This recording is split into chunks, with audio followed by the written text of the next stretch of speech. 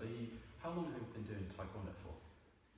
Taekwondo since 1986, so it's 40 years. 40 years.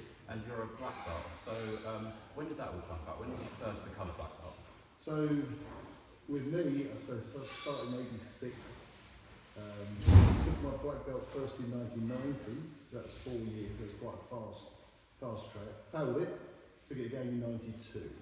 So, and that's going up through syllabuses, all different grades. And eventually you find yourself knocking on the door for black belt and you get told you're going to go for it. So yeah, it was second time.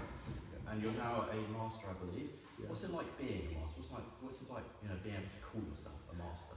So, your main aim, my main aim when I started Taekwondo was to be a green belt.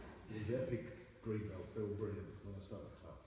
Then you suddenly find yourself a black belt, and that's all you want, to be a black belt. As you come up through the ranks, it doesn't really change that first buzz of being a black belt. That's everything. And then, then Grandmaster Louis came over from Canada to promote us. And it doesn't sink in, it hasn't sunk in yet, because I've seen great martial artists that all I consider to be better than them. And suddenly I'm on this master status. And when you look back, okay, 40 years is a long time to do an exam, really. So, yeah, but it's not sunk in yet, it won't sink in for a long time. But when you see everyone around you, who are incredible people, yeah, you're very proud, definitely.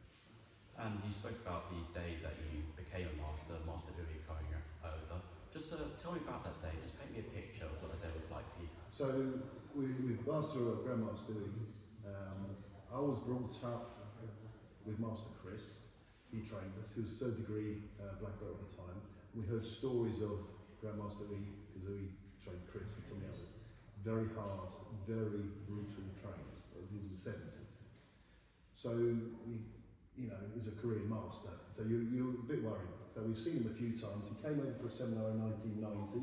I've never seen anyone move as fast as he has ever. And then he came over in 2014.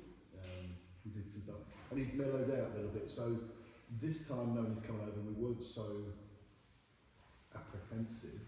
Although he came off the plane and the first thing he said was, "You put some weight on." So you know that he's very brutal, very honest, very, very knowledgeable, and it's like you are in the presence of something special. So you're very careful what you say, very careful how you act, try not to be an idiot. But again, he was accommodating, he was very down to earth from what we'd heard back in the 70s. Brilliant day.